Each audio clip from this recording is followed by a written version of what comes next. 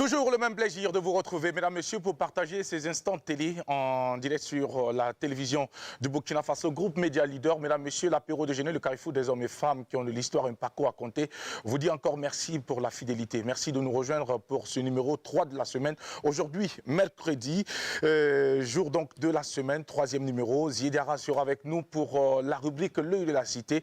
Sandrine Konaté, Adèle Rwamba et Mika seront également de la partie, sans oublier toute l'équipe technique qui en ce moment, en tout cas, est en train de mettre les petits plats dans les grands pour vous offrir le meilleur donc de cette aventure.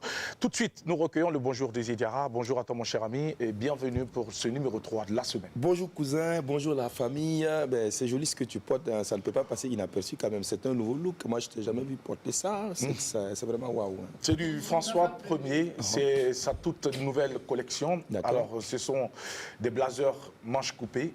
Donc, c'est ce qui est disponible. Vous pouvez donc prendre contact avec François Ier et pour pouvoir donc être sublimé aussi et puis porter tout ce qui est bio. Ouais. Voilà. Ben, sur ce, alors big up en diamant à tous les Burkinabés d'ici. D'ailleurs, on est content de vous retrouver, content de retrouver la Dream Team.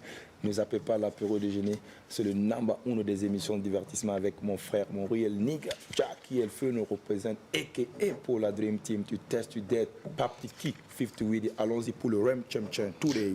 Alors, la team, une fois de plus, la jeunesse de l'arrondissement numéro 11 et 10 a démontré qu'elle est vraiment utile pour sa communauté. Ils se sont organisés, en tout cas en rendant propre donc, leur cadre de vie. Alors, donc, quoi de plus normal que de mettre cette activité en évidence, toujours un peu dans l'objectif de les féliciter, de les encourager et aussi de susciter en tout cas cet élan-là à d'autres jeunes également, Jackie. Donc, tout à l'heure pour les détails.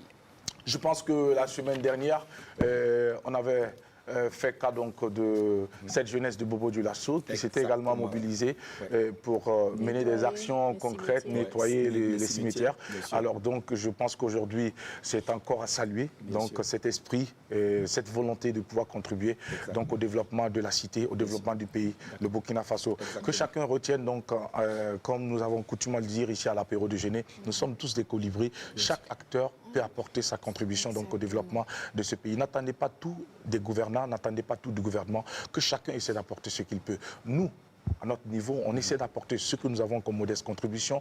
Nous essayons de vous apporter la bonne humeur au quotidien et de partager avec vous, en tout cas, notre joie de vivre et surtout ces instants que le bon Dieu nous accorde. Que Dieu soit loué et surtout aussi profiter, saisir donc cette occasion pour dire à tout le monde, informer à cette jeunesse-là, n'oubliez pas une seule chose. La bénédiction d'une mère est le meilleur bouclier contre toute forme d'adversité. N'oubliez pas cela. Pour ceux qui ont la chance d'avoir leur mère, ne manquez pas d'aller vers elle et de recueillir leur bénédiction.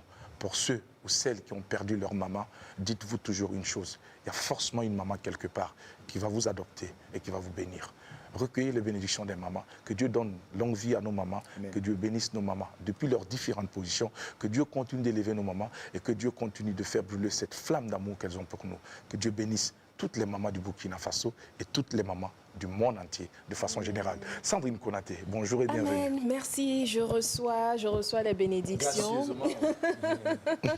Oui, également aux futures mamans, à celles qui aiment les enfants d'autrui comme étant leurs propres enfants. Il y a des femmes aujourd'hui qui s'occupent des enfants de leurs frères, de leurs sœurs, ou même souvent de leurs voisins, d'un membre de la famille, d'une connaissance, comme si c'était leur propre enfant. Vous êtes des mamans, cela fait de vous des mamans également. Ce n'est pas seulement donner la vie, mais c'est également prendre soin d'une vie qu'on n'a pas forcément donnée. C'est aussi ça, être maman. Quand tu as parlé aussi de maman, tout de suite, j'avais presque les larmes aux yeux. Mais comme tu l'as dit, en Afrique, hein, en tout cas, je parle de l'Afrique parce que je sais, je maîtrise mieux chez nous.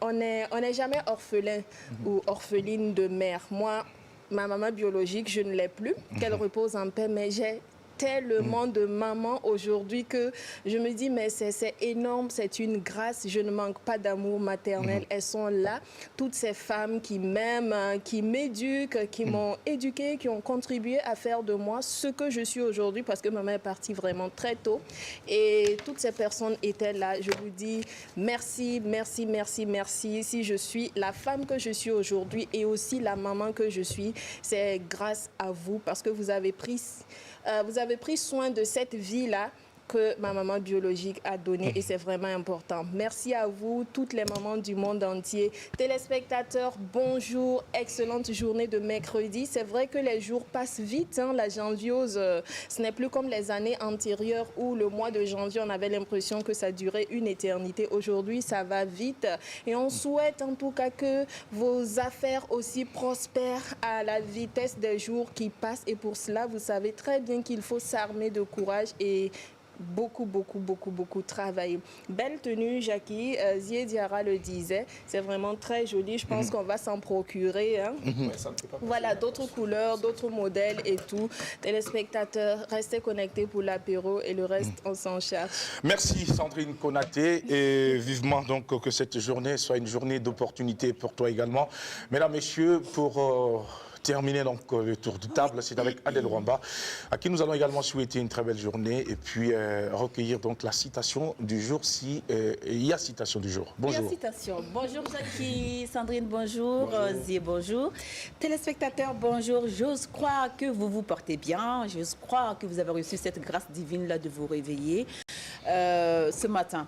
Je rends grâce à Dieu. Bientôt, une messe d'action de grâce sera demandée pour rendre grâce à Dieu parce qu'il y a un de mes petits frères qui est sorti, je dirais, mystérieusement d'un accident mortel, je dirais. Voilà, face à face avec 10 tonnes. Et il est sorti sans aucune dégratinure.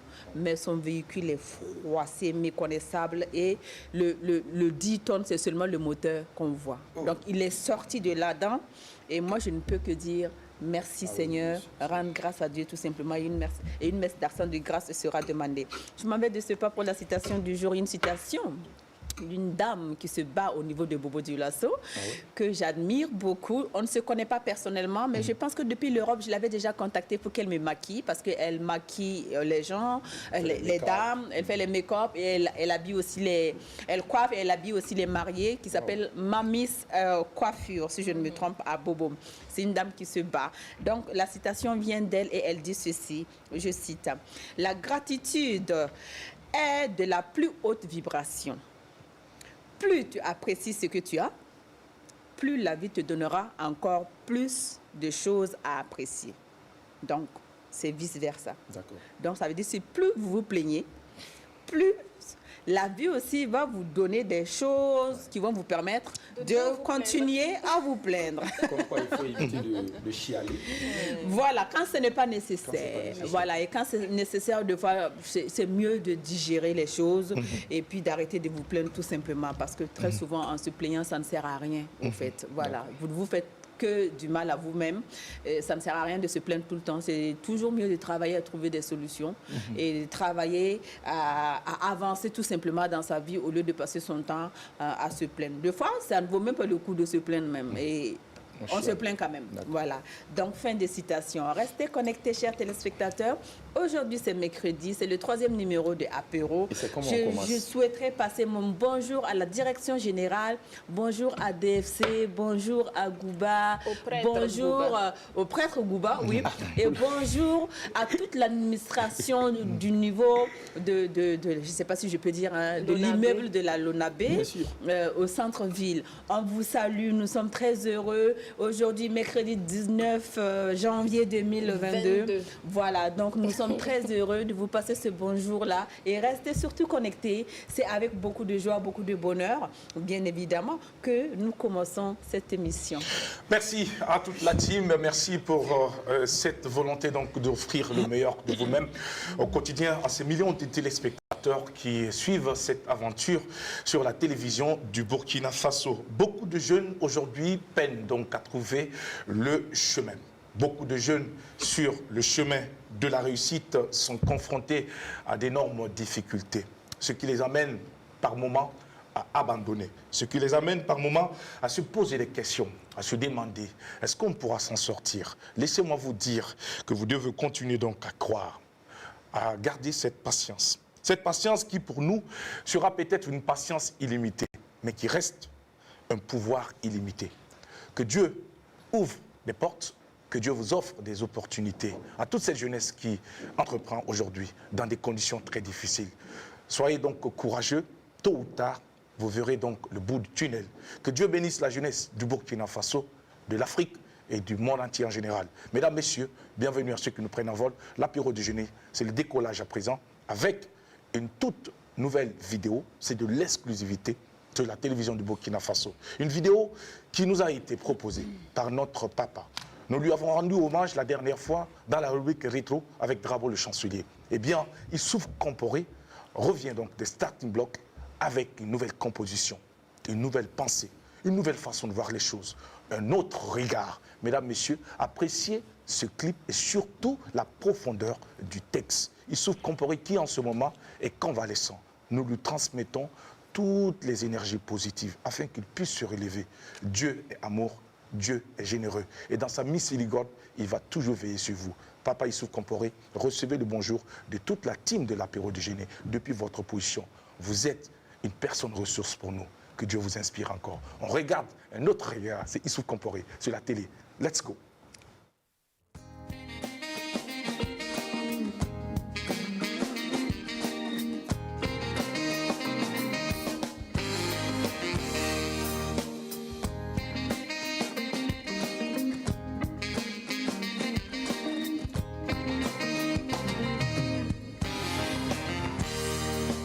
On décrit notre monde comme une poubelle remplie d'ordures.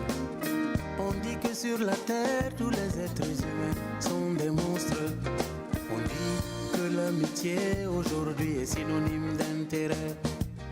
On dit même que le mariage n'est plus qu'une simple formalité. Que la vie n'a plus de sens et la mort encore moins. Que la famille n'est plus rien et que la morale n'est que fable. Ce tableau que l'on dépeint de notre monde me désole.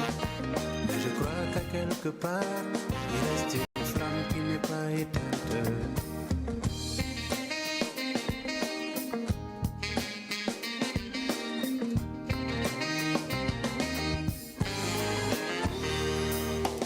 On dit qu'il y a la haine, la violence et le mépris. Que l'homme de notre siècle ne pense qu'à lui et pas aux autres. Que la grande misère des hommes et leur détresse n'émeuvent plus personne. Qu'on peut mourir de faim, de froid ou de maladie, mais en silence. Que l'amour, l'amitié, la paix, la tolérance ne sont plus que des mots que connaissent les gens d'avant. Mais moi je garde l'espoir qu'il y a encore des gens de bien qui se battent nuit et jour pour soutenir l'humanité.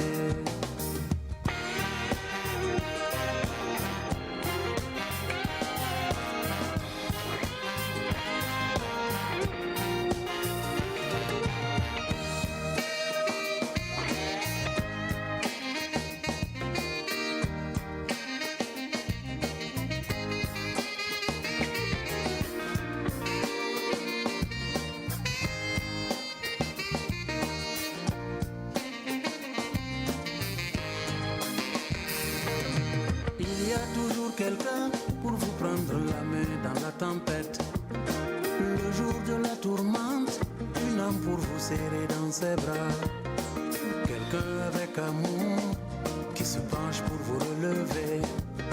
Un visage, un sourire, une parole de confort. Qui que nous soyons, même chez les êtres les plus abjects, enfoui au fond de nous se trouve une étincelle d'espoir, capable de s'enflammer et d'embraser tout notre corps, et faire de cet homme au Dieu un être d'amour et de tendresse. Nous n'avons pas le droit de baisser les bras, même quand nous croyons que le sang est jeté. Nous n'avons pas le droit de baisser les bras, même quand nous pensons que les dés sont pipés. Quand nous aurons tout essayé et maintes fois échoué, il reste encore de l'espoir, croyez-moi. Essayons l'amour. Il y a longtemps de cela, un grand homme nous disait que la solution à tous nos maux, c'était simplement l'amour. Aime ton prochain comme toi-même, avait-il dit. L'amour est la seule force capable de sauver l'humanité, d'unir tous les hommes et toutes les femmes et faire de ce monde un véritable paradis. Nous n'avons pas le droit de baisser les bras, même quand nous croyons que le tour est joué.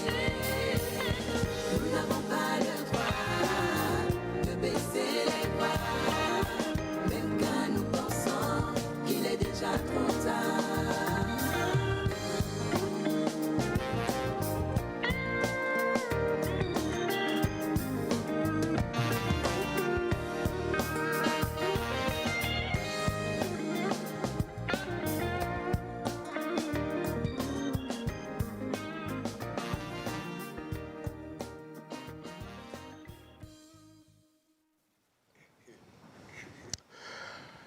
L'autre regard avec Issouf Compaoré, monument vivant, trésor humain vivant, une fierté pour notre pays, le Burkina Faso.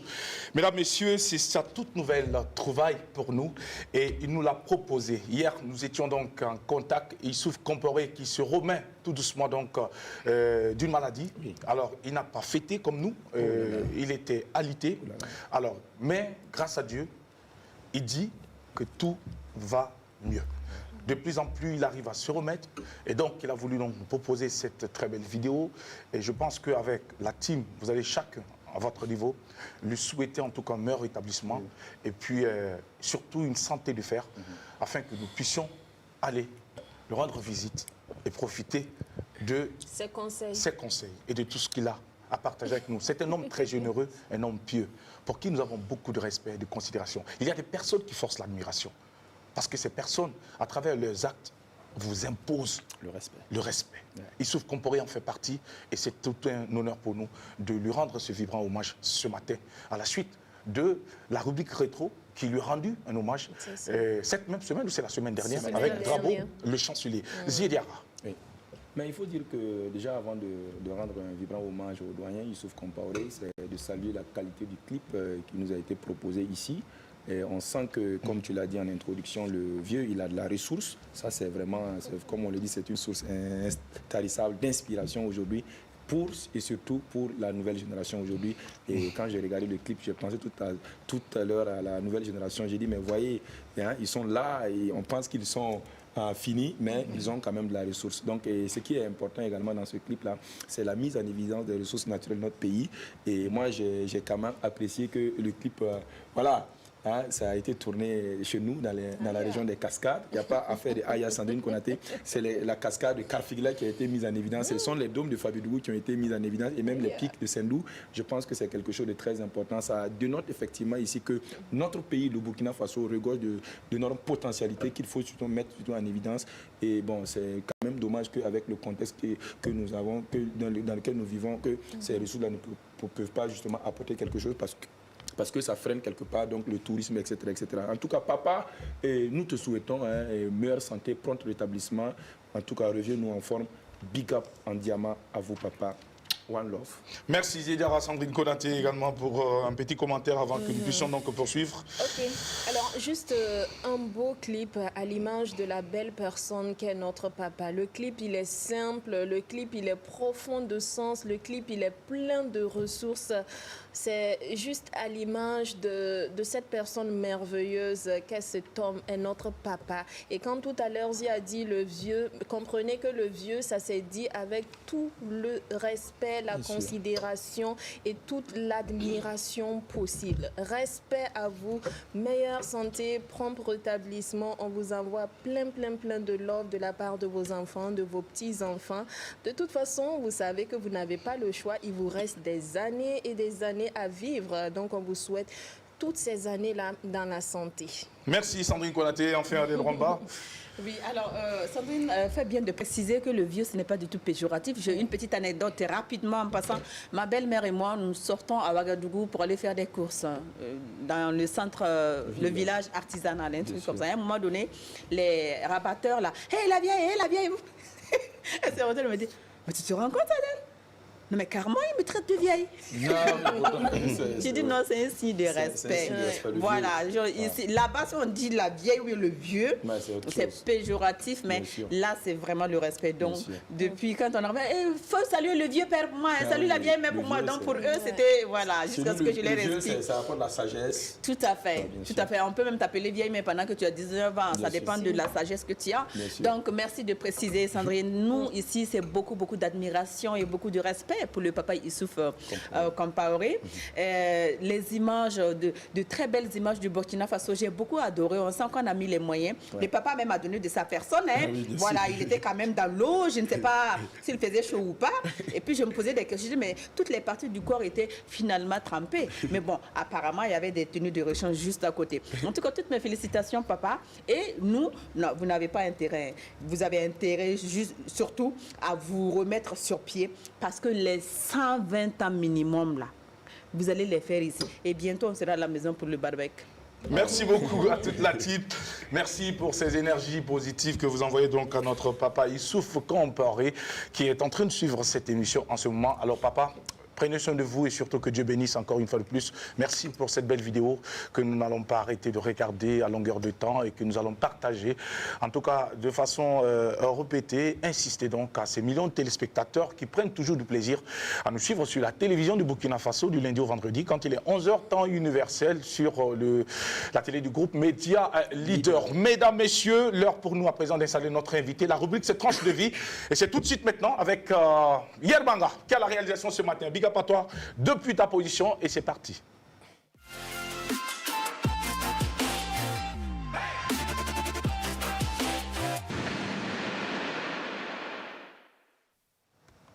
Il est originaire du Congo-Brazza, il débarque au Burkina Faso, adopté, accueilli par cette terre hospitalière que nous aimons tant.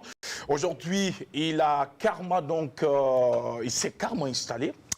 Il a été fait fils du pays, il s'est marié, pas d'enfant pour le moment, jeune entrepreneur très brillant, que l'on remarque également à travers donc, tout ce qu'il fait.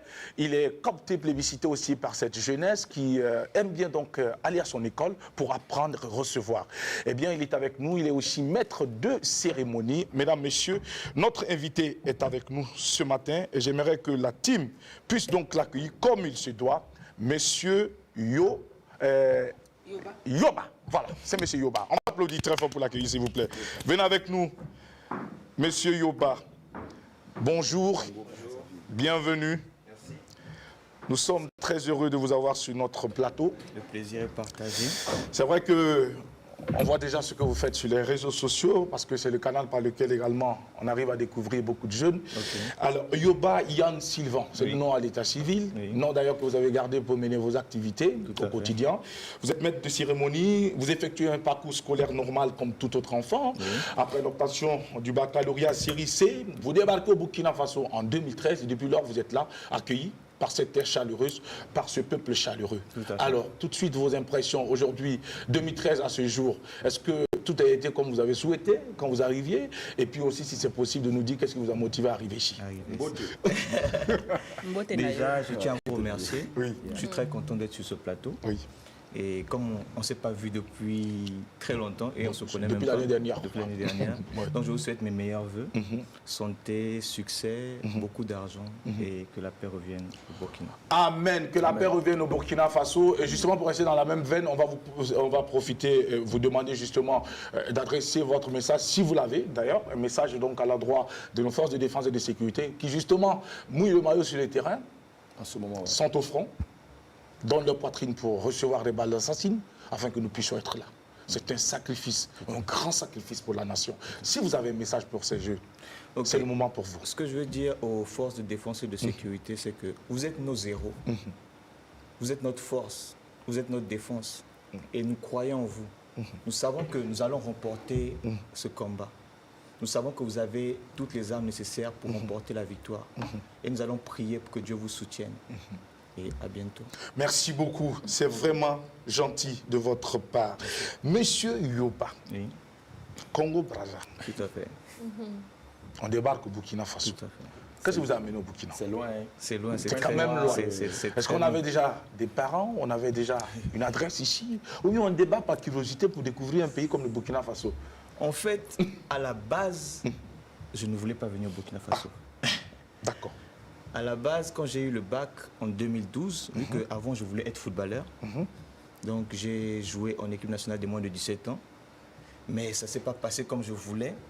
Donc du coup, quand j'ai eu le bac, ma mère m'a dit, bon, comme tu voulais jouer au foot, on va te permettre de faire une année, tu as joué au foot. Et j'ai fait une année, j'ai joué, mais il n'y a plus eu cette opportunité d'aller ailleurs. Et c'est là où on me dit, bon, il faut que tu puisses passer par Campus France pour que tu puisses aller en France après, vu que tu as eu ton bac et tout. Donc du coup, j'ai postulé dans plusieurs universités en France et ça n'a pas marché. Et j'ai un oncle qui était ici au Burkina, il est rentré pour les congés et il dit à ma mère, mais au Burkina là-bas c'est intéressant, tu peux envoyer ton enfant là-bas, il va s'y plaire. Et j'ai dit Burkina Faso, en fait tout ce que je connaissais du Burkina c'était Souké Siriki à la base. Donc du coup je suis parti, j'ai essayé maintenant de voir sur Google, j'ai essayé de voir à la télé, il y a quoi au Burkina, c'est comment.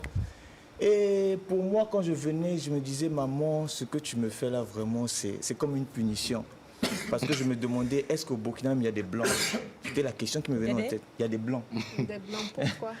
Parce je que sais pas. Mais c'est voulait pas aller- les- il c'est voulait pas aller- l'Europe Ah, ici. il y a des- où il y a des blancs. Oui, c'est pas Je l'Europe. sais pas, Oui, mais oui, oui. c'est pour lui et pour Russie, il fallait être en Europe. Oui, c'est comme ça que je Ah, voilà. pensais. C'était des blancs. Donc du coup, quand je suis arrivé ici, Oui. quand j'ai mis pied, je me suis rendu Mais vous compte que... étiez conscient que le Burkina faisait partie de l'Afrique? Oui, tout à fait. Ah oui, D'accord, quand même, ok. J'étais conscient de cela. Ah ouais, super. Donc quand je suis arrivé, je me suis rendu compte que au Burkina, il y a de grands goudrons, les gens sont bien, c'est joli, c'est un Il y très a beau même de pays, tout le monde est l'électricité. chaleureux. Ah ouais, il y a le conditionnement. Et c'est ça qui m'a touché parce que en général, les Congolais, on n'est pas trop solidaires. Mais donc quand je suis arrivé ici, j'ai remarqué que le peuple burkinabé, ils sont très accueillants, très chaleureux, très solidaires. Donc ça m'a touché. Et à tel point que quand on m'a dit, quand tu as fini ta licence, tu pars à l'extérieur. J'ai dit non, je préfère rester au Burkina parce que je me sens comme à la maison. Et c'est comme ça que je suis resté ici au Burkina. Alors, rester au Burkina, c'est une chose. Mais comment arriver au Burkina et être accepté en être une autre? Est-ce que vous aviez du monde ici? Est-ce qu'il y avait une adresse? Est-ce qu'il y avait une présence ici qui devait vous accueillir? Ou bien vous débarquez comme ça, comme un inconnu, un aventurier? Non, j'ai un oncle ici, il est marié à une femme burkinabé, c'est lui qui m'a reçu. Et après, vu que moi, je me suis dit, ma mère m'a dit, quand tu pars au Burkina, Yann, c'est pour que tu deviennes un homme. Donc tu dois aller te chercher, tu dois grandir. Donc quand je suis arrivé, j'ai fait peut-être 2 jours chez mon oncle et puis je suis parti chercher ma propre maison. Et curieusement, je ne savais pas cuisiner, je ne savais rien, absolument rien faire. Et je n'avais pas d'amis, je suis inscrit à l'université Aube Nouvelle, je ne connaissais personne, donc c'était vraiment difficile. Je me souviens quand je rentrais de l'école, quand j'arrive à la maison, je fais que pleurer parce que je ne connais personne, maman tu n'es pas là. Et je faisais que manger les spaghettis et puis l'œuf parce que c'est tout ce que je savais faire. Oui. Et j'ai appris à cuisiner sur YouTube, je partais maintenant comment découvrir, comment Suivre faire les certains tutoriels. plats, les tutoriels. Et c'est comme ça que je me suis formé. Et Dieu merci, à l'université, et chose incroyable, on va revenir dessus. C'est vrai que je suis maître de cérémonie, mais j'étais très timide. J'avais peur de parler avec les gens. Quand je venais en classe, je m'assois toujours devant. Je ne regarde pas les gens derrière. Je suis là, quand je finis, je rentre à la maison. Et le déclic a eu lieu en décembre 2013. Décembre 2013, parce que dans ma cour, c'était un célibatorium, j'avais des amis nigériens qui étaient là. Donc il y a un, apparemment on était dans la même classe, mais je ne l'avais jamais vu. Et pourtant lui me voyait, mais tellement j'étais timide, c'était compliqué pour moi. Et il est arrivé, on me présente, on dit, bon Yann, voici telle personne, vous êtes dans la même classe. J'ai dit, ah bon, c'est compliqué, on ne s'est jamais vu. Et c'est pendant les vacances de décembre, pour passer en janvier 2014, que le déclic a eu lieu. On s'est rendu compte qu'on est dans une grande université comme ISIG. On est dans un grand pays comme le Burkina Faso, mais personne ne nous invite dans les fêtes. On est en train de passer Noël, des garçons dans une même maison, on passe le nouvel an ensemble. Bon, il faut qu'on puisse trouver une solution. Et c'est comme ça que je me suis lancé dans les recherches sur Google, Dans la timidité, il YouTube. n'y avait pas de goût. Pardon? Il n'y avait pas de goût dans votre timidité. Il n'y en avait pas. Je n'avais aucune copine à Il cette était époque. encore petit puisqu'il pleurait même, il réclamait la présence de Il a maman. même Un garçon qui pleurait, un étudiant qui pleurait, qui réclame maman. Comment tu veux qu'il parle de Je vous? mange que des spaghettis, Il était fils à maman. Il était fils à maman avant d'arriver, en plus de sa jeunesse. Non, il ne parce peut que pas parler de il a eu son lui. bac en 2012. Oui, c'est c'est ça. 2012. Donc C'est 2012, vraiment disons récent. 17 ans, 18 ans. Oui, j'avais 18 ans. Voilà. C'est jeune. Et Donc Très jeune. La majorité. Non, ça dépend. 18 ans, la suite, tu n'es pas fils à maman, là. Il dit, Peut-être tu peux te à chercher. 10 ans, mais tu cuisines. C'est vrai. Mais fils à maman, tu es pourri gâté. Ouais. Ça veut dire que ça a été C'était vraiment la compliqué. rupture. C'était une Du rupture jour au totale. lendemain, tout à coup, soudain, brusquement, Voilà. il n'y a plus le ndolé, il n'y a plus le je ne sais quoi, là, le kwanga, Il y il n'y avait plus Il y tout avait ça. plus personne pour- Et c'est le temps qu'il fallait sortir, aller acheter. C'est Ou bien, compliqué. si on ne peut pas Des acheter spaghettis des avec le- spaghettis à l'eau avec du sel et un œuf. Et des omelettes. Et les omelettes. Alors, C'est comme ça, Yann, c'est comme ça que tu as pu donc petit à petit te construire me construire en quelque sorte. pour devenir véritablement un homme. Avec des féculents et des protéines. Ouais. Et les choses se sont présentées comment un Qui peu sont plus présentés tard? comment un peu plus tard. Oui, en fait, comme j'ai expliqué, le déclic a eu lieu en décembre.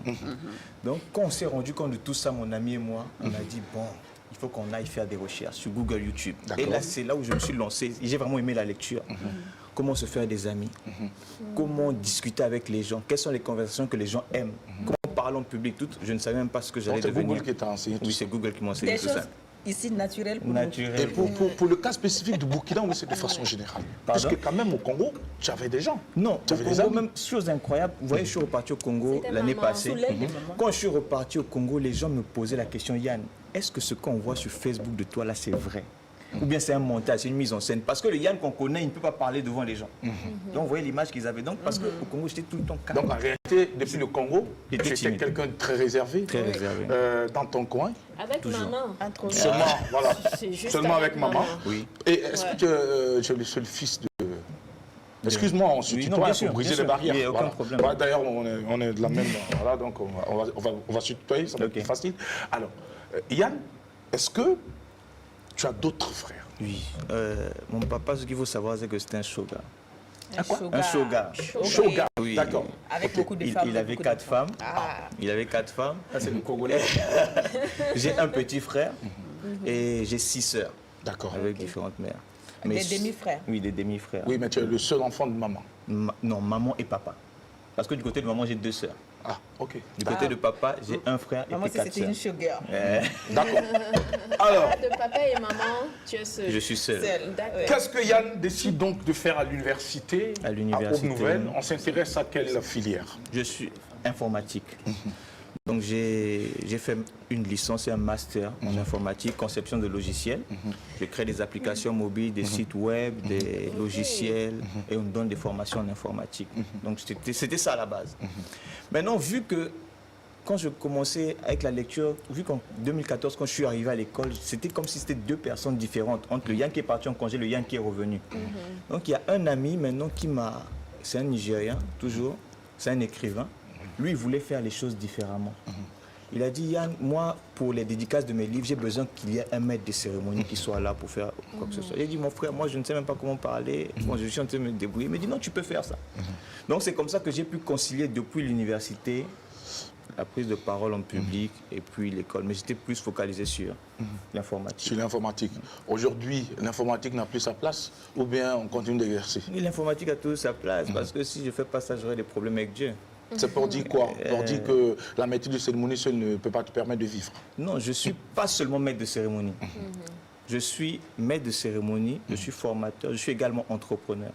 J'entreprends dans le domaine de l'informatique, j'entreprends dans le domaine de l'événementiel. Voilà. Alors, Yann, avant de donner la parole à Diarra et puis au reste de la team, dis-moi, est-ce que toi, après donc cette jeune expérience, est-ce que tu penses qu'au Burkina Faso, on peut vivre uniquement de cette casquette, le maître de cérémonie? Ah oui, oui, parce que, bon, je ne sais pas si vous vivez, bon, on ne sait jamais, mais bien sûr, on peut vivre uniquement de la maîtrise de cérémonie, parce que je connais certains maîtres de cérémonie qui ne font que ça, et ils s'en sortent bien. D'accord. Donc, on veut vivre. Parce que si on dit un fonctionnaire, il gagne 100 000, supposons, exemple, il gagne 100 000, et qu'un maître de cérémonie, son cachet, c'est 200 000, et qu'il a 2 mariages chaque samedi, bon, à la fin, il est pratiquement dans les millions. D'accord. Donc, Donc, tu es en train de vendre les gens un dilette. Bon, D'accord. on va Donc, dire- ça veut dire que Donc, c'est les ce que maîtres tu de gagnes aussi. cérémonie sont riches. Ils sont riches. Bon, ils se débrouillent. Ils se Ils se débrouillent. débrouillent. En D'accord. fait, tout le monde est riche. Ils Alors, se débrouillent. d'accord. Est-ce que les gens payent les maîtres de cérémonie à la hauteur de leur travail au Burkina? En fait, on est Parce que vous avez pris l'exemple de 200 000, mais il y a aussi des maîtres de cérémonie à 15 000, à Ah ouais, 25 c'est 000. vrai. Quoi? Ouais. Oui. En fait, peu importe que ce soit dans la méthode de cérémonie ou bien dans un autre domaine, vous serez payé en fonction de votre valeur. C'est en fonction de la valeur qu'on va vous payer. Si votre valeur est basse, bon, on va vous payer à 15 000. Si vous avez une valeur haute, on vous paye cher. Mais très souvent également, comment est-ce qu'on reconnaît la valeur des C'est maîtres de ça. cérémonie si on n'a pas encore eu affaire à lui? Valeur que Ou si on ne l'a pas encore vu à c'est l'œuvre? ça. Il y a Valeur quelque qu'on chose- s'accorde soi-même en tant que maître de cérémonie ou valeur que que les autres- Que les autres nous Oui, accordent. qu'il y a Parce que ça dans la aussi. maîtrise de cérémonie, ça fait appel à la notion du branding. Le branding, c'est le rayonnement, c'est la valeur perçue, c'est l'image que vous projetez de vous, soit sur les réseaux sociaux ou bien quand on vous voit en route. D'accord. Et ça cause de- Je vais rebondir tout à l'heure par rapport à cette situation parce qu'il y a beaucoup de choses à dire Ok. Exactement. dans ce secteur. Ok. Et encore plus pour vous Ok. qui aujourd'hui portez la casquette de formateur Ok. dans ce domaine de la prise De parole en de public. parole en public. Ok. Alors, Ziedia, Alors, moi, je vais revenir sur un élément assez pertinent. Oui. Bon, tu as parlé tout à l'heure de le rêve a été brisé quand Le rêve tu de voulais faire le footballeur. footballeur. En tout cas, Bon, tu n'as c'était pas cité brisé. effectivement ce qui a été donc la cause de cet La échec-là. cause. Est-ce que tu peux revenir sur cela? Parce que quand même, bon, aujourd'hui, on ne peut pas comprendre pourquoi un jeune qui, en tout cas, a cette capacité de jouer au football et ensuite on voit que peut-être que tu as été torpillé par des gens, surtout quand on sait que le domaine du football là, excusez-nous, mais c'est de la mafia. Il y a la mafia. Bon, quand je grandissais, même quand on partait à l'école, au collège ou au lycée, Oui. j'étais le genre d'élève qui sortait toujours admis, peut-être les derniers des admis. Bon, j'essayais de valider. Pourquoi? Parce que je ne restais pas tout le temps en classe. J'aimais jouer au football. Donc quand j'étais en terminale, en 2011, parce que j'ai manqué le bac, voilà pourquoi j'ai fait ça en 2012. En 2011, en terminale, il y a eu le sélectionneur, il s'appelle Eddie Udanski. En ce moment, il y avait la CAN. Non, il y avait la Coupe du Monde qui se préparait des moins de 17 ans qui devait avoir lieu au Mexique. Donc, il m'a repéré parce que je jouais dans un club. Il m'a repéré et on m'a fait venir en équipe nationale. Étant en équipe nationale, vu que je faisais le bac C, et dans la famille, maman, excuse-moi, dans la famille de ma mère, les gens aiment l'école. Et ma mère m'a dit, Yann, toi, tu vas aller, vu que tu dois changer de ville, tu vas en équipe nationale, tu vas faire comment avec ton bac? Et si tu arrives quelque chose? J'ai dit, maman, là-bas, il y a l'école. Je montais comme ça ma mère. Maintenant, après peut-être un mois ou un mois et demi, elle s'est rendue compte que je ne partais pas à l'école. Et c'est là où elle a commencé à m'envoyer des messages. Souvent, elle m'appelait, je ne décrochais pas. Et une fois, elle m'a envoyé un long message. Et à la fin du message, elle m'a dit, si tu ne reviens pas après Point Noir continuer tes études, tu n'es plus mon fils. Bon, j'ai dit, bon, ça c'est maman. En même temps, j'ai expliqué à mon père, il dit, papa, voici ce que maman dit. Il me dit, bon, je vais régler ça avec ta maman, il n'y a pas de problème. Et apparemment, je ne sais pas ce qu'il allait dire à maman, mais quand il est revenu, c'est lui qui m'appelle et me dit, bon, apparemment, ta maman est trop sérieuse. Je pense que tu dois arrêter le foot. Et là, mon père est venu voir le sélectionneur, Eddie Udanski, lui expliquer la situation. Et là, le sélectionneur dit, moi, je suis sélectionneur, je fais une sélection, c'est vous qui décidez, soit vous le laissez, soit vous le laissez, C'est tout. il continue. Et c'est comme ça que j'ai arrêté. Et quand je suis revenu maintenant, il y avait la honte dans le quartier parce que tout le monde disait, Yann, on va partir, tu vas partir à la Coupe du Monde, tu vas nous envoyer des maillots, ceci, cela.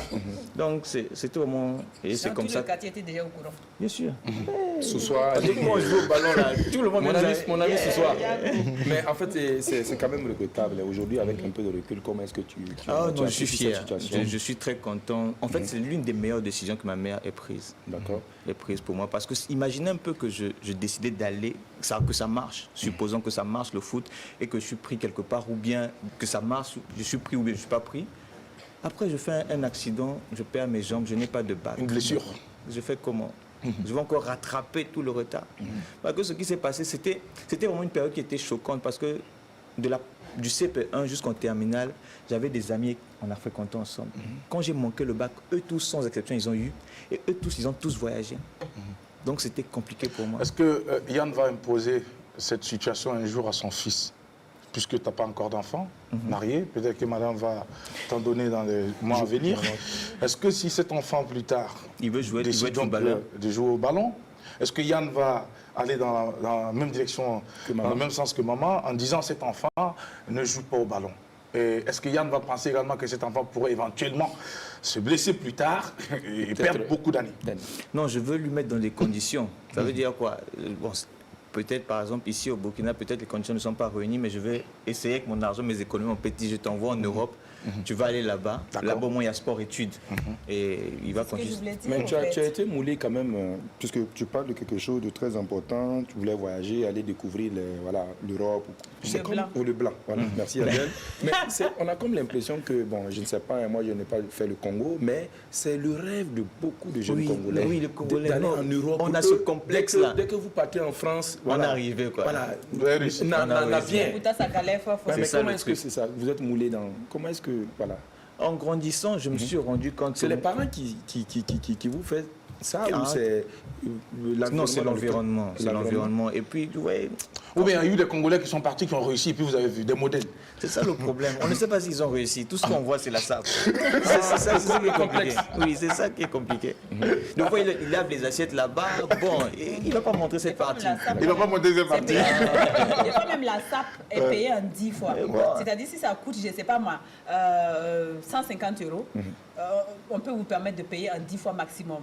Voilà, entre 3 fois, 5 fois et 10 fois. Donc, ça veut dire que vous pouvez avoir de très belles vestes et pourtant, vous ne l'avez pas acheté cash. c'est Vous pouvez ça aussi. prendre 10 mois pour payer une Mais veste. c'est déjà bien de pouvoir donc C'est être l'apparence. patient aussi, économiser Oui, aussi. c'est l'apparence. Tu as parlé, mais bon, par rapport- Viedara, on va revenir tout à l'heure. Allez, le Rwanda. Waouh. Alors, donc, oui, puisque j'étais en train de parler de veste et tout ça, c'est vrai, beaucoup de Congolais en Europe, hein, pas seulement de Congolais, beaucoup d'Africains. C'est rare d'Africains qui partent en Europe, en Belgique ou à Paris, ou en France, et qui travaillent dans un bureau, qui travaillent dans qui un s'en bureau. sortent. Ça galère fort, même pour manger le Congo, c'est compliqué des fois.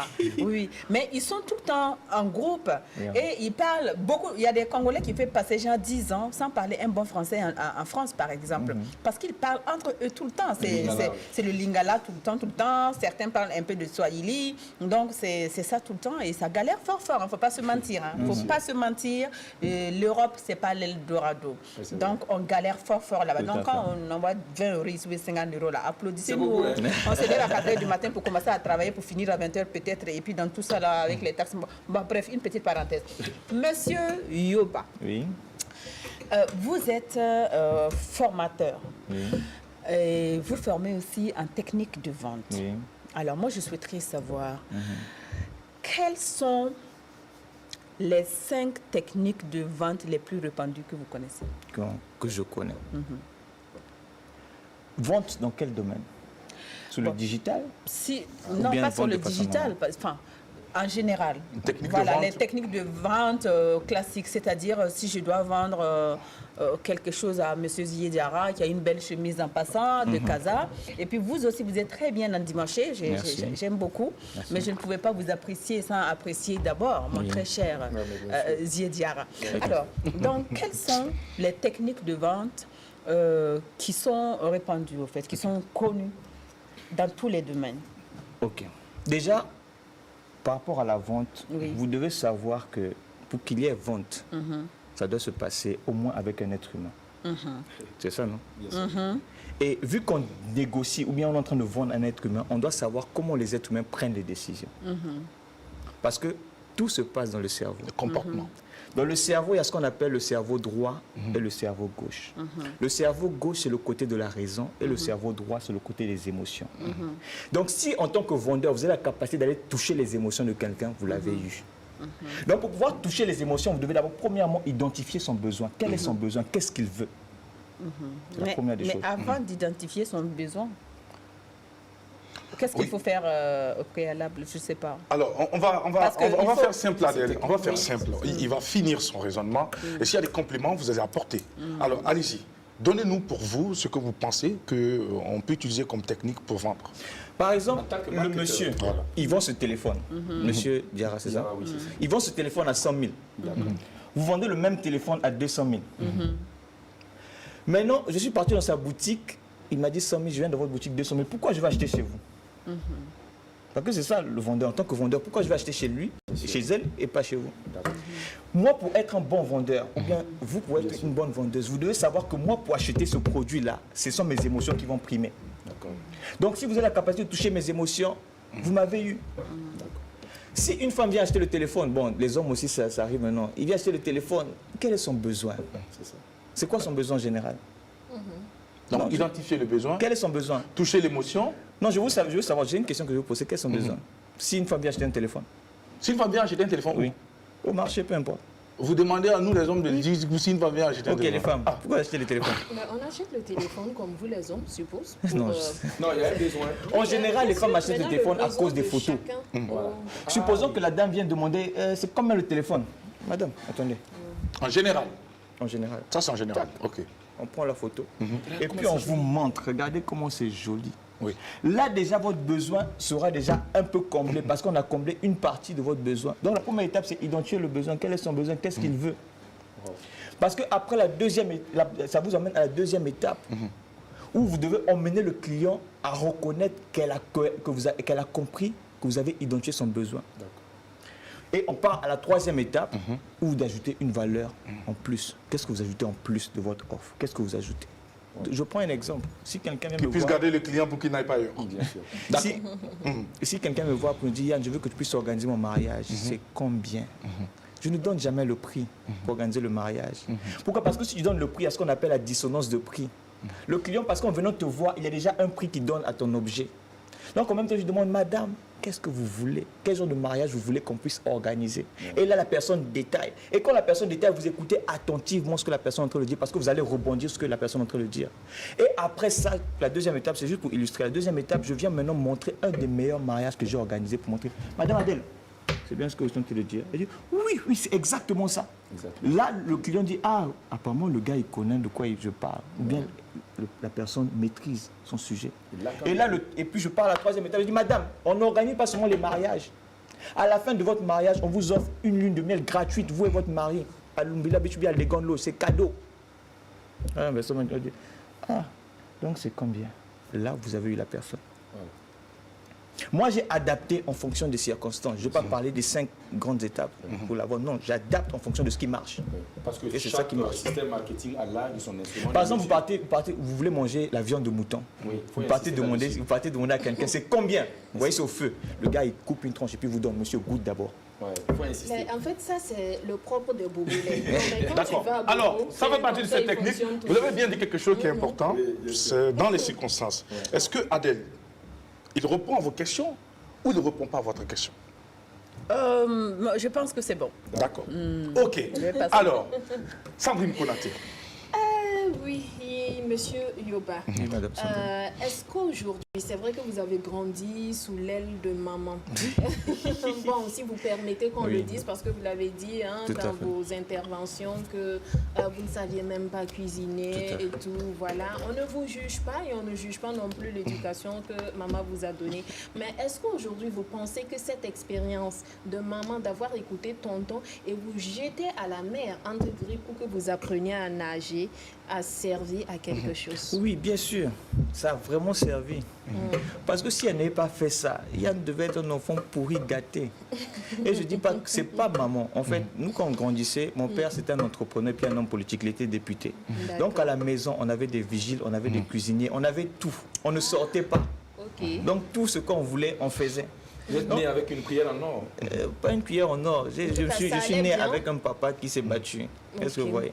Donc, quand je suis venu ici, je me suis rendu compte, maman, même à chaque fois que je la vois, je dis, maman, ce que tu as fait là, vraiment, je te dirais toujours merci. C'est l'un des plus beaux cadeaux qu'elle m'a donné dans la vie.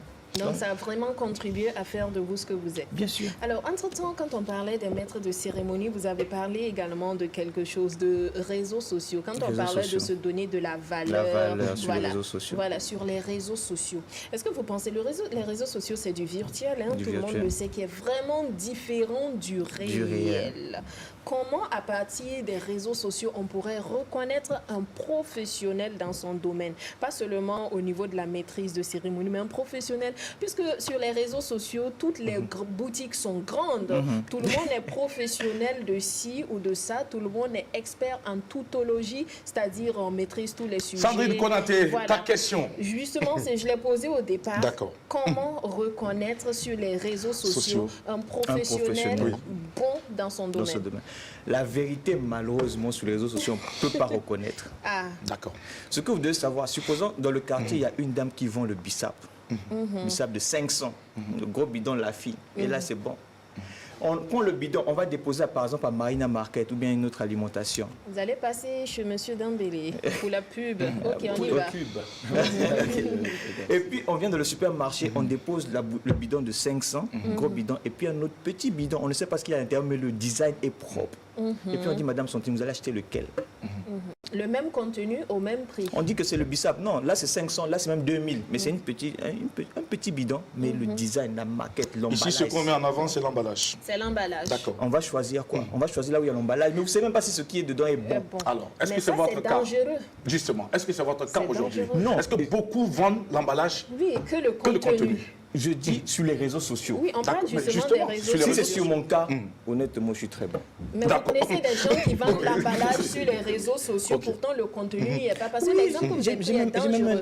Le gros bidon peut être excellent, le bidon de la tante du quartier, mais manque de moyens pour faire le design. Tu arrives, l'autre bidon est tellement beau et tu le prends, mais le contenu, c'est Mais pas... malheureusement, c'est comme ça que nous, les êtres humains, on est. prochainement. On touche les émotions. Les Alors, meilleurs vendeurs, ceux qui touchent monsieur les Yann, émotions, elle vous a malheureusement. demandé tout à l'heure, Oui. est-ce que vous en connaissez? Est-ce que j'en vous en connaissez connais? oui, des personnes qui vendent le rêve?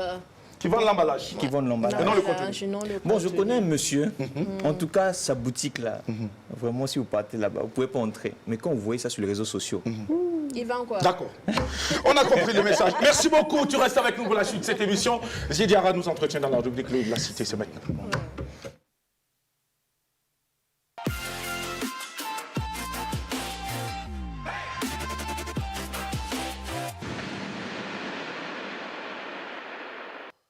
C'est le rendez-vous de tous les mercredis. Ziediara, l'eau de la cité. Alors quand c'est bon, on ne peut qu'applaudir. Et le de la cité donc, a décidé ce matin de mettre en lumière donc, la jeunesse de l'arrondissement numéro 10 et 11, donc, qui vraiment avec lucidité avait décidé justement de considérer ce qu'on appelle donc l'édifice public. Nous parlons de la jeunesse donc, de zone 1 qui se sont organisés pour rendre propre leur cadre de vie. Pour ceux qui reconnaissent les lieux, il s'agit du goudron qui quitte donc l'avenue, donc la circulaire de la ville de Ouagadougou à l'avenue Sankara Inoussa qui traverse donc le marché de zone 1. Un goudron assez propre que la jeunesse a rendu propre justement en s'organisant avec des pelles, des râteaux, vous voyez un peu vous-même, pour ramasser, donc pour racler toutes les ordures et le sable qui donc se déposait justement sur le goudron. En tout cas, c'est une jeunesse en tout cas dynamique ici que nous avons donc mis en lumière pour justement les féliciter, les saluer, les encourager à continuer dans ce sens-là parce que vraiment, c'est ce qu'on attend donc de la jeunesse d'aujourd'hui au Burkina Faso. Qu'on parle de jeunes, on parle de jeunes. Mais voilà un exemple qui illustre parfaitement donc, le fait d'être utile pour sa communauté, pour donc, la cité. Et comme à l'image de la jeunesse de Bobo également, et de l'autre côté, l'autre jour qui a nettoyé donc, le cimetière, ils se sont organisés et c'est comme ça. Et je pense que ça doit susciter cela un exemple pour donc, les autres jeunes qui n'avaient pas encore commencé. Si vous avez commencé, vraiment, il faut continuer dans cet élan. Si vous n'avez pas encore commencé, il faut prendre le pas pour vous rendre utile. On doit être utile pour notre communauté. Donc, je pense que si dans tous les arrondissements, les jeunes s'organisent pour rendre propre leur cadre de vie, on pourra peut-être espérer dans quelques années être comme Kigali, qui est aujourd'hui la ville la plus propre donc, de l'Afrique. Alors, Jackie, c'est un appel en même temps que nous lançons à l'endroit donc des autorités et compétentes. Je parle de la commune, les différentes communes là. Si vous voyez des jeunes qui s'organisent, qui rentrent et qui prennent en main donc la gestion de la cité, je pense qu'il faut également les accompagner. Mais quand les jeunes sont en longueur de journée assis et voilà à se plaindre comme Adèle l'a dit en début d'introduction, il faut se chaler à chaque fois. Non, il vaut mieux être utile quelque part que de chaler à chaque fois. Peut-être qu'on peut être utile donc en aidant, par exemple, en ramassant des ordures devant notre porte et ainsi de suite. Je pense que c'est petit à petit que nous allons rendre propre notre cité, Jackie. Voilà un peu donc l'objectif, l'essentiel de notre message aujourd'hui pour les téléspectateurs et fidèles fans de l'apéro. Sur ce, on se donne rendez-vous vendredi pour un autre sujet. Merci Ziediara. À chaud, réaction de monsieur Yoba. Non, je trouve que ce qu'il a dit est très pertinent. C'est très pertinent et c'est très important. Est-ce que vous êtes dans la même lancée que lui, vous restez dans la même veine pour encourager cette jeunesse-là à mettre la main dans la pâte pour aussi apporter leur part de contribution? Oui, vous avez dit quelque chose en début d'émission. Nous sommes tous des colibris. Chacun fait sa part. Donc chacun fait un peu, ce qui va se passer, c'est que de façon générale, tout le monde... Est-ce qu'aujourd'hui, cette jeunesse partage véritablement cette vision, celle donc de savoir que chacun en sa façon ou à sa manière, peut apporter quelque chose. Est-ce que cette jeunesse partage cette vision, selon vous? Vous qui avez l'occasion de côtoyer ces jeunes qui viennent déjà à vous pour recevoir, est-ce que vous avez l'impression qu'ils partagent cette vision? Oui, ce qui est bien, c'est que c'est comme si l'Afrique est en train de se réveiller. C'est pas seulement au Burkina. Mais l'Afrique, la jeunesse africaine se réveille. La jeunesse africaine se mobilise. Tout le monde, comme on dit, entre guillemets, tout le monde veut maintenant se chercher. Et je peux dire que cette jeunesse-là a faim et a soif, non seulement d'apprendre, mais de mettre en pratique leurs connaissances pour gagner leur vie et transformer leur environnement. Est-ce que M. Yann constate aujourd'hui au sein de cette jeunesse-là une certaine union, une certaine quand même collaboration, où vous constatez une forme d'adversité à longueur de temps, une concurrence malsaine entre jeunes? Bon, je ne veux pas dire concurrence malsaine, mais je ne veux pas parler de concurrence aussi, parce que quand on parle de concurrence, ça veut dire qu'on occupe tout le territoire. Alors que tu es dans ton petit quartier, tu seras concurrent avec qui? Mais ce que je remarque, c'est que la jeunesse, la plupart des gens que je rencontre, ils sont tous unis. Ils sont tous unis. Si on parle des maîtres de cérémonie, ils sont unis. On parle des formateurs, ils sont unis, même s'il y a souvent peut-être d'autres personnes qui peuvent mal parler à côté, à gauche. Unis de façade ou unis pour de vrai? Ceux que je rencontre, en tout cas, ils sont unis. Pour de vrai. Pour de vrai. Alors, pour justement soutenir ce qui a été dit, on va reprendre les propos de notre cher ami, M. Madou Tombiano, de l'agence Illimity, qui justement a fait une sortie il y a quelques temps en disant ceci. Je me rappelle, il dit que, comment on appelle ça, l'adversité n'a pas cette capacité de détruire les bénédictions, mais plutôt de contribuer donc à la révélation de ce que vous allez être. Est-ce que vous partagez cela? Pour reprendre exactement, l'adversité, voilà, l'adversité n'a pas la capacité, voilà, de... Qu'est-ce qu'il dit encore? L'adversité n'a pas la capacité de changer la bénédiction, mais plutôt, elle va favoriser la révélation. Oui, tout à fait. Quand tu as beaucoup d'adversaires, c'est là où tout ton potentiel se déploie. Donc, l'adversité, par moment, est souhaitée. Oui. Bon, c'est souhaité. Si je parle, vous allez me permettre, je ne sais pas, si on parle par exemple au niveau biblique, le fait qu'on puisse connaître Jésus comme le sauveur, c'est parce qu'il avait beaucoup d'adversaires. S'il n'y a pas des adversaires, s'il n'y a pas un Judas, il ne devait pas aller se sacrifier. Et puis, on doit se chercher. D'accord. Alors, je vois que c'est partagé. Alors, on reçoit depuis ta position tout le bonjour de la famille de l'apéro déjeuner, M. Madou Tombiano. Il est le patron donc de l'agence Illimity. En ce moment, hyper connecté sur l'apéro déjeuner avec tout son personnel. Voilà, il aime bien cette émission. Hier, ils en parlaient, on m'a même chargé de transmettre à Mika le bonjour, voilà, donc de tout le personnel de l'agence. Elles auront l'occasion donc de pouvoir donc te parler directement. Mais cependant, avant de poursuivre, on va lire un message que le papa Youssouf Komporé a envoyé pour l'équipe en ce moment. Alors, waouh, merci beaucoup à toi mon fils, à toi et à toute la merveilleuse équipe. Merci pour toutes ces belles choses dites à mon endroit. J'avais les larmes aux yeux. Dieu vous bénisse abondamment. Excellente journée et n'oublie pas de remercier toute l'équipe de ma part. Vous avez donc le bonjour, l'expression de gratitude du papa Youssouf Komporé qui en tout cas a reçu positivement toute votre belle pensée et surtout des pensées positives que vous lui avez témoignées ce matin. Ziediara, on va te souhaiter une belle journée et espérer te revoir vendredi pour un autre numéro de la rubrique L'œil de la cité. Avec un coup de cœur, avec un coup de cœur quand même. Je tiens quand même à si vous permettez également, à dire un petit mot à l'endroit du vieux, papa Youssouf Komporé.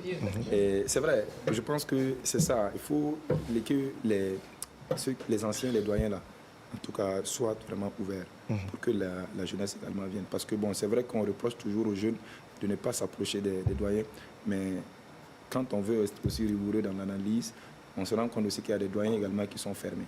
Et je pense que quand on dit que Biré Mna Akonya, que le petit, le bébé là, il s'amuse là où il n'a pas pleuré hier.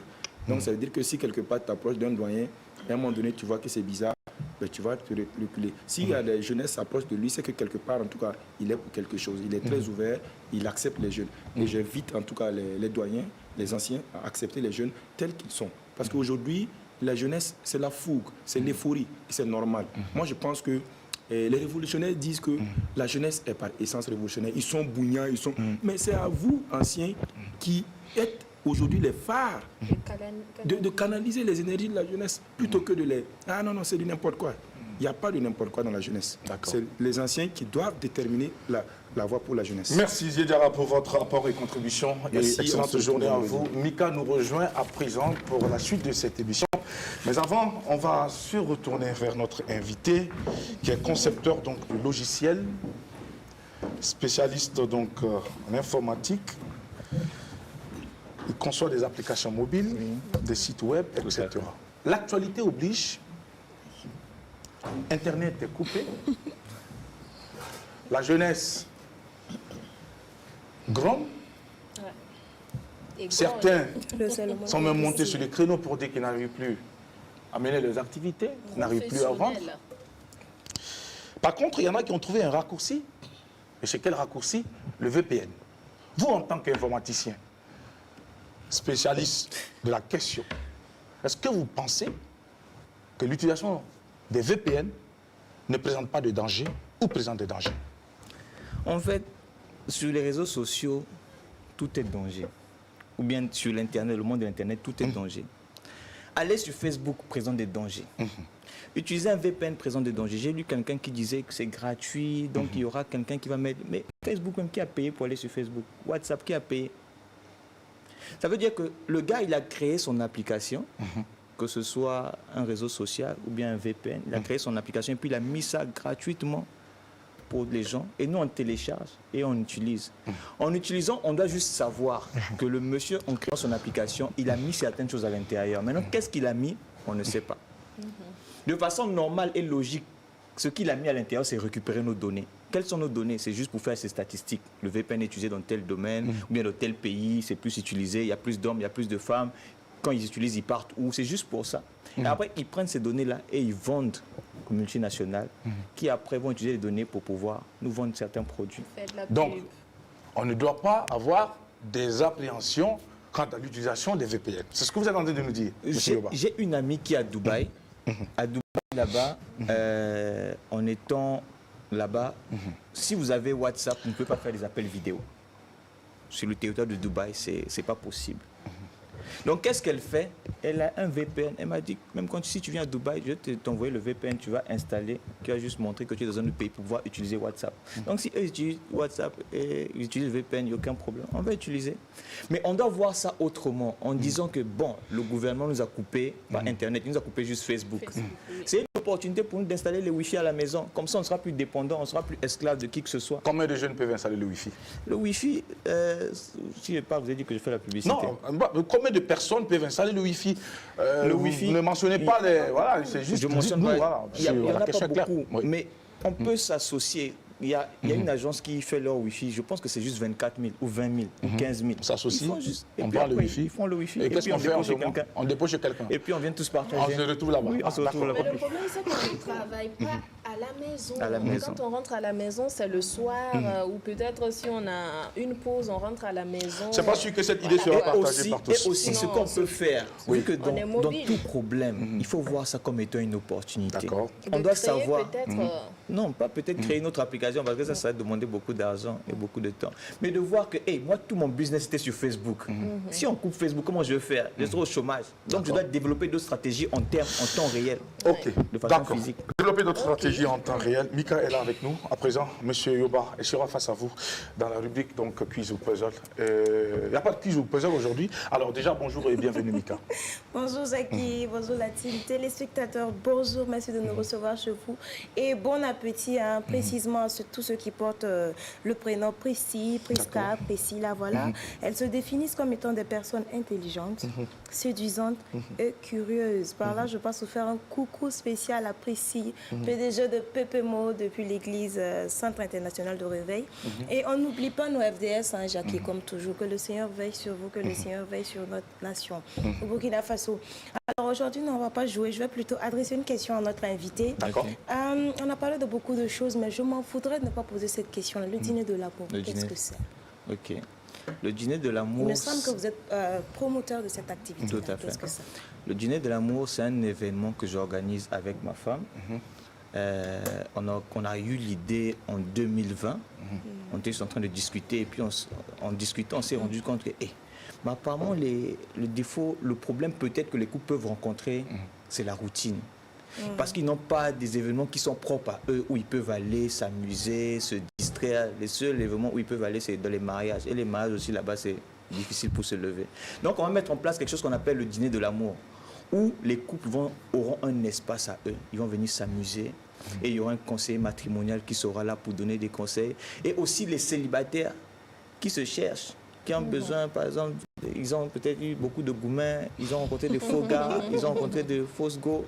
Et lors de ce dîner-là, il y aura aussi les célibataires qui seront là, où on va les mettre en contact à travers les jeux. Vous jouez le rôle d'une agence matrimoniale? Il y a tout, on joue tout. On aide tout le monde à se sentir heureux. Si Vous voulez connecter les gens? Oui, si pour être heureux, c'est rencontrer quelqu'un, on va t'aider à rencontrer quelqu'un. Est-ce que vous pensez qu'en amour, il faut forcément un intermédiaire? Oui, il y a... En tout cas, il faut. Vous-même, vous êtes maître de cérémonie. Dans l'histoire des mariés, si vous allez remarquer qu'il y a certains mariés, ils sont là, ils sont en couple aujourd'hui, mais ils se marient aujourd'hui parce qu'il y a eu un ami qui a connecté gauche, droite, et puis ils sont ensemble. Qui a été votre intermédiaire à vous? Mon intermédiaire, c'est trop toxique. Trop toxique comment? C'est quelqu'un qui ne devrait pas être votre intermédiaire et qui l'a été ou c'est quoi? Notre intermédiaire, c'était l'école. L'école. L'université. Parce que vous étiez dans la même école. On dit d'aller étudier, vous partez, vous connectez. Mais si on ne rencontre pas notre amour à l'université, on va rencontrer ça où? Parce que quand on vient dans le travail, dans une entreprise, la dame est mariée, la dame est mariée, le monsieur est marié, la dame est mariée, tu as dragué qui? Il y a des célibataires Alors, qui bossent. j'avais promis de rebondir pour aborder un sujet qui sera très chaud. Mais avant, Mika, est-ce qu'il y a une réaction? Oui, en fait, j'avais pas terminé. Je voulais juste demander. On se rend compte qu'il a une relation assez fusionnelle avec son épouse. Oui. Donc, voilà, il dit que c'est important d'être ami avec voilà, c'est très son important. conjoint et tout et tout. Est-ce que vous pensez pas que quelque part ça peut constituer un frein? L'amitié Oui, avec monsieur Mala. être trop, je sais pas, trop proche, trop familier. Parce que bon, à un moment donné en Afrique, on parle de respect vis-à-vis de l'époux, de la soumission, tout ça. Est-ce que si on est trop familier, est-ce que ça pose pas problème à un moment dans le couple? Dans le couple, je dirais non. Au contraire, c'est conseillé que même avant de te marier, tu dois être ami avec ta femme. Parce que vous aurez des problèmes. Si vous n'êtes pas amis, vous allez vous séparer facilement. Ou bien on se marie souvent à cause du sexe. Après, à un certain âge, bon, le sexe, ça ne répond plus. Donc c'est l'amitié qui va nous garder toujours ensemble. Ok, Sandrine. Alors, est-ce que tout le monde est fait pour entreprendre, quel que soit le domaine d'activité? Est-ce que tout le monde peut entreprendre? Oui, tout le monde peut entreprendre parce que je dirais que c'est la base. On est nés entrepreneurs, nous les Africains, parce que nos parents, ils ne partaient pas à l'école. Il ne travaillait pas pour quelqu'un. Le gars, il se réveille à 6 heures, il part au champ. Qui lui a appris l'entrepreneuriat? C'est depuis longtemps, ça fait partie de nos gènes. Mais en grandissant, d'après ce que j'ai lu, c'est que comment le système employé est né. C'est parce que certaines personnes, quand ils sont arrivés, ils ont créé des usines. Et ils se sont rendus compte que pour travailler dans les usines, il faut qu'on ait des experts. Donc, qu'est-ce qu'on va faire? On va mettre en place un système où on va former des experts qui vont venir travailler pour nous. Et c'est comme ça que le système est créé. Mais vous devez savoir que ce n'est pas un problème de travailler pour quelqu'un. Mais tu dois savoir qu'il y a la retraite qui est là. Et quand la retraite va venir, personne ne va te payer. Personne ne va te donner l'argent. Tu as maintenant le tonton de le quartier. Donc que tu tout as le monde renoué ne veut avec plus. ton ancien amour. Bon. C'est-à-dire l'entrepreneur né, par essence. Non, au contraire, ce que je veux dire par là, c'est qu'en étant même employé, ceux qui me suivent, en étant employé, vous devez entreprendre dans un domaine en parallèle. Je ne vous dis pas de laisser votre travail pour aller vous lancer à plein temps. Non, mais vous devez faire quelque chose. D'accord. Mais est-ce que tout le monde a le cœur pour supporter l'entrepreneuriat? Sandrine, c'était une seule préoccupation. Alors, vous allez répondre à la question un peu plus tard. Retenez bien la question parce qu'il y a quelque chose, on n'a plus pas du temps. Alors, Adèle. Non, mais La question. Vas-y, Sabrina. Est-ce que tout le monde a le cœur pour être entrepreneur, pour entreprendre? Non. Parce que c'est des palpitations. Hein? Tout le monde n'a pas le cœur. De la même manière que tout le monde n'a pas le cœur pour être maître de cérémonie, tout le monde n'a pas le cœur pour être présentateur, mais tout s'apprend. D'accord. On apprend. Tout le monde n'a pas le cœur pour même aller à l'école, mais on apprend. Ok. Et on donne des formations dans le sujet. Ça me permet d'aborder justement ce dernier point qui va nous conduire à la fin de cette émission. Peut-être qu'après, on aura l'occasion ou le temps encore de recueillir les différentes préoccupations. Alors, monsieur Yann, de plus en plus, on constate sur les réseaux sociaux un nombre assez considérable, pléthorique, de maîtres de cérémonie, de professeurs en technique de prise de parole en public. À longueur de temps, on voit des visuels annonçant des formations par-ci, par-là. c'est devenu à la limite une mode. Une mode. Est-ce que vous, aujourd'hui, vous pensez avoir les aptitudes pour transmettre et montrer à ces jeunes comment on prend la parole en public, comment on devient maître de cérémonie, pendant que vous êtes toujours dans le domaine permanemment en quête du savoir. Est-ce que ce ne serait pas prétentieux de vouloir porter cette casquette d'enseignant ou de formateur? Parce que là, ça pleut dans tous les sens. Tous les jours, il y a un nouveau formateur. Je vous assure. Ah, vous l'avez constaté. je vois. Bien. Alors, vous, quelle est la lecture que vous faites de cette situation? Et en ce qui vous concerne, pourquoi on doit se former chez vous? Déjà, ce que je dois dire, je veux même expliquer comment je me suis retrouvé dedans. Parce qu'à la base, je ne voulais pas, c'est pas comme si j'ai décidé d'être formateur en art oratoire. Je crois, je ne sais plus en quelle année, peut-être il y a 1 an et demi ou 2 ans, il y a un monsieur qui m'a approché pour me dire que Yann, je t'ai assisté dans beaucoup de mariages, j'ai remarqué que tu animes bien, que tu parles bien, je veux lancer une formation en art oratoire et je veux que tu sois toi le formateur. Est-ce que ça t'intéresse? J'ai demandé à ma femme comme d'habitude, je lui ai demandé est-ce que c'est une bonne chose. Elle me dit oui, pourquoi pas, il faut aller. Donc je lui ai dit tu peux utiliser ma photo pour lancer ta formation. Il a pris pratiquement 1 mois ou 2 mois pour lancer sa formation. Mais à la fin, quelques jours avant la formation, il me dit on va annuler la formation. Je lui ai dit pourquoi? Il dit parce que personne n'est venu, personne n'a souscrit. Il y a même un qui a payé, qui a donné une avance mais n'est pas venu. Donc on va annuler. J'ai dit ok. En fait, quand je suis rentré à la maison, moi, ça m'a fait quelque chose. Je me suis dit, non, c'est pas possible que tu utilises mon image. C'est parce que tu me considères. Tu utilises mon image et puis il n'y a personne qui va s'inscrire. J'ai dit, d'accord, je vais lancer ma propre formation en art oratoire. Mais avant, je vais essayer de comprendre comment moi j'ai fait. Parce que je vous ai dit que je suis venu au Burkina Faso, j'étais timide. Comment j'ai fait pour de quitter le Yann timide pour devenir le Yann qui parle en public, qui est sans gêne. Et c'est là où j'ai essayé de mettre en place quelques méthodes. J'ai essayé d'analyser pourquoi, là, comment j'arrive à surmonter la peur, comment j'arrive à se connecter au public. Parce que lors de mes mariages, vous allez remarquer, c'est je suis l'un des rares maîtres de cérémonie où dans un mariage, les gens soulèvent les chaises. Mais comment les gens arrivent à soulever les chaises? Parce que je leur ai demandé de soulever les chaises, ils soulèvent tous. Qu'est-ce que j'ai déclenché chez eux? Donc j'essaie de analyser. Et puis vu que je lis beaucoup, je lis énormément et je me suis formé. J'achète beaucoup de formations. J'achète des formations de beaucoup de coachs camerounais, ivoiriens. Et c'est à l'issue de ça, après 4 mois, j'ai dit, bon, je vais essayer de donner des formations gratuites en art oratoire dans un groupe WhatsApp. Et j'ai donné, je me suis rendu compte que les gens aimaient ce que je faisais. Et ils m'ont dit, Yann, tu vas pas organiser une formation en art oratoire? D'accord, je vais organiser. Et j'ai lancé la première session. Première session, je crois qu'on était 8. Et à la fin, les 8, eux tous, non. C'est comme si quand ils viennent, c'est juste 4 séances. Au départ, c'était 4 séances. 2h30 secondes. Quand ils viennent, ils ont peur. Mais à la fin des 4 séances, les gars, ils parlent bien. J'ai dit, apparemment, ça fait du bien aux gens. J'ai dit, je lance encore. Quand j'ai lancé, il y avait 34 personnes. J'ai dit, apparemment, les gens sont dans le besoin. Et les 34 personnes, tout le monde transformé. Après, j'ai encore lancé, on était 70. J'ai dit, ok, les 70. Après, j'ai encore lancé, j'ai fait Ouaga à Bobo. Et puis, j'ai dit, bon, est-ce que je ne vais pas prendre ça au sérieux? Est-ce que je ne vais pas m'investir dedans pour aider le maximum de personnes? Parce que jusqu'à présent, à ce jour, on a formé environ 455 personnes de façon directe, sans compter le mois de janvier qui est en cours. Et sur les 455 personnes, pour être modeste, on a 99% de résultats. Ça veut dire quoi? Toutes les personnes qui sont passées par nos formations, à la fin, ils parlent très bien en public, ils sont à l'aise, ils sont éloquents. Et dans mes formations, il n'y a pas pratiquement, je peux compter sur les doigts de la main, les élèves ou bien les étudiants. La plupart sont des professionnels. Ils sont soit dans la médecine, sont soit dans le gouvernement. On donne des formations privées aux hommes politiques. Et vous savez, il y a il est député, je ne vais pas dire son nom, il a gagné 2 fois les élections, mais il me dit que moi, pour prendre la parole à l'Assemblée nationale, j'ai peur.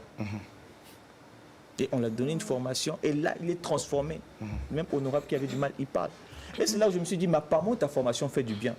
Voilà pourquoi quand je parle même sur les réseaux sociaux, ou bien quand je parle aux participants, je leur dis que peu importe le problème que tu as sur la prise de parole en public, à la fin de nos sessions de formation, tu vas très bien parler. Mais le but n'est pas de sortir forcément maître de cérémonie. Non, ça c'est formation en art oratoire. Okay. Maintenant, on lance aussi une formation sur la maîtrise de cérémonie. Ça c'est une autre chose. Parce que là, c'est aussi ma profession. Donc, je veux... Vous voyez, on s'est rendu compte, tout est parti du fait qu'en décembre, les maîtres de cérémonie sont débordés. On t'appelle, Yann, tu vas pas venir. J'ai dit, mon frère, je suis pris, j'ai même 2 mariages, et puis c'est compliqué. Mais les autres, là, ils vont faire comment? Parce que c'est la réussite de l'événement de quelqu'un, c'est vraiment un de ses plus beaux jours de la vie. Et puis, il n'y a personne pour animer. Donc, j'ai dit, bon, avec tes capacités, avec tes qualités, tu peux aider les gens à devenir comme toi. Parce qu'on doit savoir que dans la formation, tu deviens ce que tu apprends. C'est une loi, la loi de l'apprentissage. Du coup, pour vous, il y a assez de place pour tout le monde. Jackie disait qu'il y avait en fait un grand nombre Oui, actuellement. il y a un de- grand nombre. Oui. Maintenant, le problème qui est là, on ne va pas empêcher les gens de se lancer. Certaines personnes, ils vont voir, ils vont se dire, apparemment, il y a l'argent dedans. Donc, je vais me lancer. Mais quand ils vont aller, et puis ils vont taper poteau, ou bien ils vont aller, les gens seront déçus. Ça sera alors. Alors, selon toi, Yann, quelle peut être la principale raison, motivation, qui puisse amener quelqu'un à venir s'intéresser à cette technique de prise de parole en public? Forcément, avant de commencer cette formation, tu prends le temps, le soin de connaître ton élève ou ton étudiant. Très souvent, qu'est-ce qu'ils viennent dire?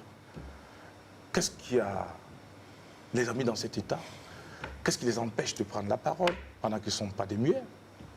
Est-ce qu'en général, tu peux nous dire, est-ce que tu as une idée des raisons qui peuvent Une des choses que je conduire peux certaines dire, personnes? c'est que, comme je dis souvent dans les formations, dans ce monde, il y a 2 types de personnes. Il y a le gars est fort techniquement, mais prise de parole en public, il est moyen ou bien il est nul. Il y a un autre, il est moyen techniquement, mais il sait parler en public. Ce qui va se passer, c'est que celui qui est moyen techniquement, mais qui sait parler, il aura plus de chances de réussir dans la vie. C'est comme lorsqu'on faisait les exposés en classe. Dans mon cas, par exemple, je vous ai dit que je suis informaticien. À l'école, lors de la programmation, exposé de programmation, il y avait toujours un côté programmation, il était très fort. Mais pour restituer le travail, il n'arrive pas. Donc il dit, bon Yann, comme tu sais parler, c'est toi qui vas aller parler. Et quand je viens, je parle. Et le professeur a l'impression que c'est moi qui fais tout le travail. Mais pourquoi? Parce que je sais juste parler. Donc, certaines personnes qui viennent dans les formations, ils refusent même des postes de responsabilité parce qu'ils ont peur des jugements. Alors, quelle est la nuance entre savoir parler en public et connaître parler? Connaître parler. La nuance entre savoir parler et connaître parler en public. Connaître parler, ça fait appel à beaucoup d'autres techniques. Parce que pour connaître parler, il y a la notion même de le français. Tu dois savoir qui est devant toi, comment tu dois exprimer pour ne pas blesser certaines personnes. Mais savoir parler, bon, il faut juste... Tu es à l'aise et puis tu sais parler. Mais déjà, même le savoir parler, tout le monde sait parler. Tout le monde sait parler. Ce qui va faire la différence, c'est de connaître parler. Connaître parler. Savoir Comment ce tu qu'il peux faut faire pour te connecter soit au public, aux différents publics qui est devant toi. Comment tu peux faire pour parler avec ton corps? Parce qu'en communication, c'est 7% qui est verbal, 93% est non verbal. Mais comment tu vas utiliser 93% pour passer ton message? Comment tu vas parler avec ta voix? Comment tu vas improviser? Tout ça, c'est dans le connaître parler. Et c'est ce qu'on apprend dans nos formations. Sinon, savoir parler, tout le monde sait parler. Nous sommes à 2 minutes de la fin de cette émission. Mika, réaction? Une question? Oui. Alors moi, j'aimerais savoir l'humour. Est-ce que l'humour a vraiment sa place dans la communication? Parce que je sais que vous avez beaucoup d'humour. En tout cas. Est-ce que c'est important d'avoir de l'humour pour faire passer son message? Ou bien il y a le risque de ne pas être au sérieux? Paraître ridicule. Oui, voilà. En tout cas, ce qu'il faut savoir, c'est que nous tous, en tant qu'êtres humains, on est des comédiens. Ça fait partie de nous, c'est notre nature. Je ne sais pas si les Blancs sont comme ça, mais les Africains que je côtoie, on est comme ça fait partie de nous. Et en communication, tout le monde, chacun vient avec ses problèmes, chacun vient avec ses difficultés. Toi, tu viens aussi, tu es trop sérieux, c'est pas intéressant. On dit que les meilleurs orateurs, c'est ceux qui illustrent leurs propos, soit en racontant des histoires ou bien en faisant des blagues. Ça permet aux gens de se détendre. C'est une technique de connexion à l'auditoire. Et je pense que c'est très, très important de pouvoir être comédien. Mais comment faire pour ne pas être Mika, c'était une préoccupation parce que nous sommes pris par le temps. Sandrine Konaté. Alors moi, je vais juste dire bravo au jeune entrepreneur Yann. Voilà, bravo à vous pour tout ce que vous faites. À vous entendre parler, on sent qu'il y a de l'humilité. On sent que vous maîtrisez votre sujet, c'est vrai, mais vous évitez beaucoup d'écarts. Vous évitez les écarts. Moi, je vous dis tout simplement bravo. Merci. Allez, avant de terminer, monsieur Yann, nous allons vous permettre de regarder cette caméra et de pouvoir donner à ces nombreux jeunes qui suivent cette émission. On reçoit des messages justement de jeunes maîtres de cérémonie également qui sont allés suivre cette émission depuis Waïbia et qui prennent du plaisir à suivre cette émission. Alors, vous allez regarder cette caméra et en quelques mots, dans un laps de temps, j'allais dire en 30 secondes maximum, nous dire, pour être un bon maître de cérémonie, quelle qualité il faut avoir. Pour être un bon maître de cérémonie, quelle qualité il faut avoir? Tic-tac. Vous devez d'abord être un acteur. Parce qu'un maître de cérémonie, c'est un acteur. C'est un acteur, c'est un comédien, c'est un personnage. Vous devez rentrer dans votre rôle. Et vous devez savoir que la réussite de l'événement, ça doit être votre priorité. Et ce n'est pas vous la star de l'événement. La star de l'événement, c'est ceux qui vous ont payé, ceux qui vous ont appelé. Ils doivent être contents, ils doivent être heureux. Maintenant, pour réussir, vous devez vraiment connaître votre événement de A à Z. Vous devez maîtriser tout dans les moindres détails. Comme ça, quand il y aura un problème, vous saurez comment vous pouvez improviser ou comment vous pouvez vous en sortir. Et ensuite, si vous voulez connaître plus, il faut venir se faire former chez nous. Contact, donc. 64, 72, 60, 54. 64, 72, 60, 54. On donne des formations en art oratoire, en technique de vente, en communication, en marketing, en maîtrise de cérémonie. Et pour ceux qui sont employés, on va bientôt lancer un séminaire de 2 jours sur comment entreprendre quand on est employé. Ça sera très fort. Quelle est la place de la tenue vestimentaire dans le métier de maître de cérémonie? C'est très important. Parce que supposons que je vienne sur cette émission en débardeur, culotte et puis tapette. On ne va pas me respecter. Parce que l'image compte pour beaucoup. Il n'y a que Dieu qui connaît notre cœur. Mais comme on traite avec les êtres humains, c'est à propos de l'image. Donc l'habit fait le moine. Oui, trop de moine. Merci beaucoup. Allez, c'est tout pour aujourd'hui. Prenez soin de vous et à très bientôt pour un autre numéro de l'apéro sur la télévision de Burkina Faso. L'honneur a été pour nous de vous recevoir. Merci beaucoup. Plein succès. Merci. Bon vent. Merci. Bonne suite de carrière. Merci. Et à très bientôt. Merci Allez, beaucoup. ciao, bye.